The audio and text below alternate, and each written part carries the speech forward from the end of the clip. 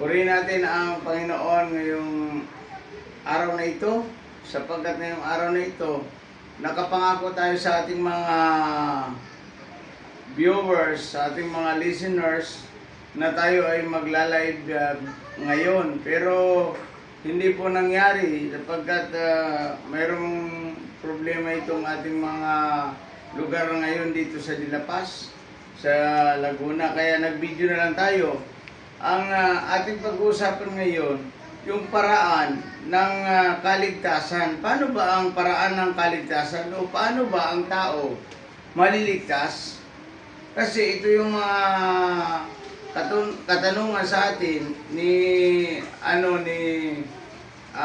James, na kung paano ba maliligtas talaga ang tao, paano ba ang paraan para maligtas ang tao.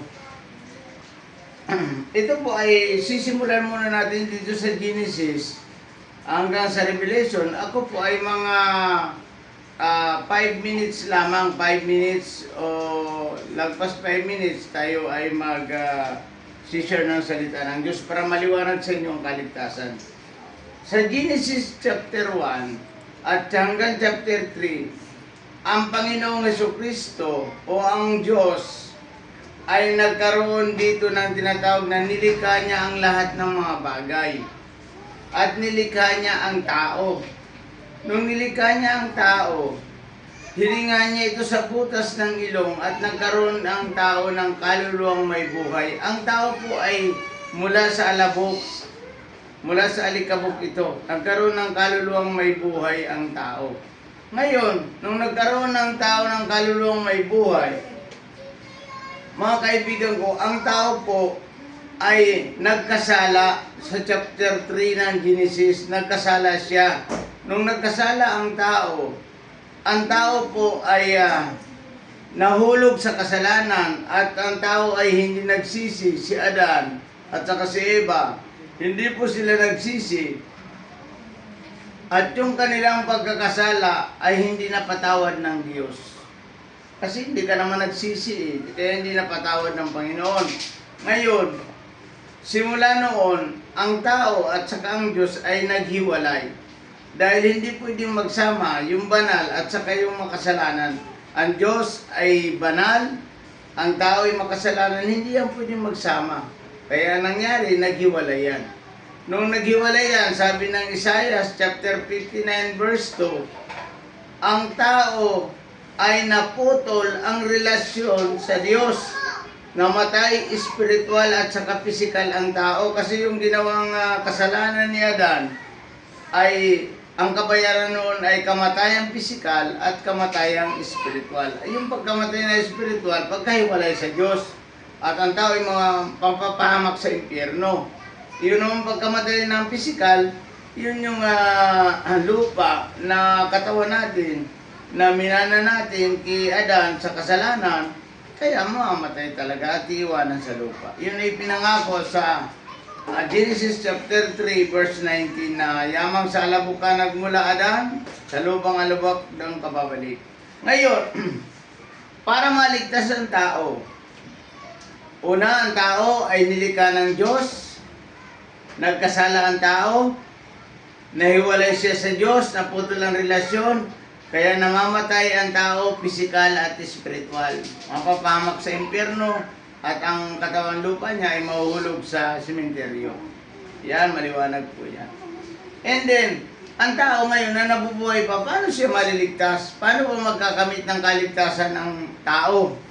Sa pamamagitan po ng pagkamatay ni Kristo, yung habag ng Diyos at awa ng Panginoon ay ibinigay sa mga hintil. Kasi ang Israelita po, siya po ay pinili na siya ng Diyos.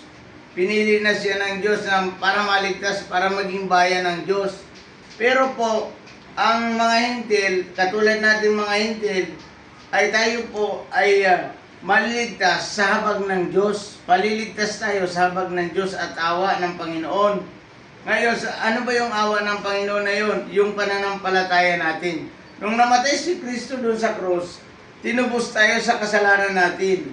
Nung natubos tayo sa ating mga kasalanan, ang ating Panginoong Jesucristo ang nagbigay sa atin ng pag-asa nagbigay sa atin ng pag-asa sa buhay na walang hanggan. Itong pag-asang ito ay makakamta natin sa pamamagitan ng pananampalataya. Pag sumasampalataya ka sa Diyos, ang laman po niyan ay 4 na P. Yung pananampalataya yan eh. Ang laman niyan ay 4 na P. Pag halimbawa, sasampalataya ka sa Diyos, para maligtas ka, kailangan mong pagsisihan at talikdan ang iyong kasalanan. Ito pong dalawang ito ay magkasama. Pagsisisi at pagtalikod sa kasalanan. Magkasama po yan. Hindi yan pwedeng maghiwalay. Yan ang magkasama. Pag yan nagsisi ka at tumalikod sa kasalanan, ibig sabihin ay maaari ka nang makalapit sa Diyos, makakapaglapit ka sa Diyos. Bakit? Kasi ang ibig sabihin ng pagsisisi, paghingi ng patawad at pinapatunayan mong ikay nagsisisi, tumatalikod ka sa kasalanan. Yan pong dalawang yan ay ibig sabihin niyang pagsisisi at pagtalikod sa kasalanan ay paglapit sa Diyos. And then yung pangatlong P at pang-4, yan naman ay magkasama. Pagtanggap kay Kristo sa pamamagitan ng panalangin, kakausapin mo ang Diyos, sabihin mo na, Panginoon, binubuksan ko ang aking puso at tinatanggap kita at pinapapasok kita sa aking puso upang ikaw ay aking maging Panginoon at tagapagligtas ng aking buhay.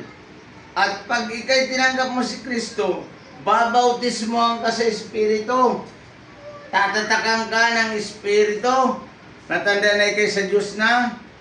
At ikaw ngayon ay isusulat ng Diyos ang iyong pangalan sa aklat ng buhay. At isasarado na sa iyo ang impyerno at hindi ka na mapapahamak. Yan ang ibig sabihin ng assurance of salvation. Kapag tinanggap niyo si Kristo, pinapasok niyo sa inyong puso at tinanggap niyo sa pamamagitan ng isang panalangin, kayo po ay 100%, kayo po ay maliligtas. Iyon ay pangako ng Diyos sa 1:12. Andito na po ang mga talata. Mateo chapter 4 verse 17 na sabi diyan, pagsisihan muna ninyo, talikdan ang inyong mga kasalanan upang kayo ay maligtas. Mateo chapter 3 verse 8, sa pamamagitan ng inyong mga gawa, ipakita ninyong kayo ay nagsisisi na. Ibig sabihin sa pamamagitan ng inyong pamuhay, ay papatunayan na kayo nagsisisi na sapagkat kayo tumatalikod na. And then, pangatlong P, pagtanggap kay Yesu Kristo, 1:12, papapasukin mo at tatanggapin mo si Yesu Kristo para ikay maging anak ng Diyos at hindi ka na mapahamak sa naglalagablab na apoy. Pang-4 na P, pagsulat ng iyong pangalan sa aklat ng buhay, tanda na ikaw ay rehistrado na sa langit at ikaw ay anak na ng Diyos. Purihin natin ang Panginoon. Itong lecture natin ito ay assurance of salvation. Sa lahat ng mga gustong pumasok sa langit, walang bayad ang kaligtasan. Ito ay free sa lahat ng tao. Basta magsisi kayo at tumalikod sa kasalanan at tatanggapin mo si Yesu Kristo bilang Panginoon at tagapagligtas, ikaw po ay maliligtas. Salamat po. Purihin natin ang Panginoon.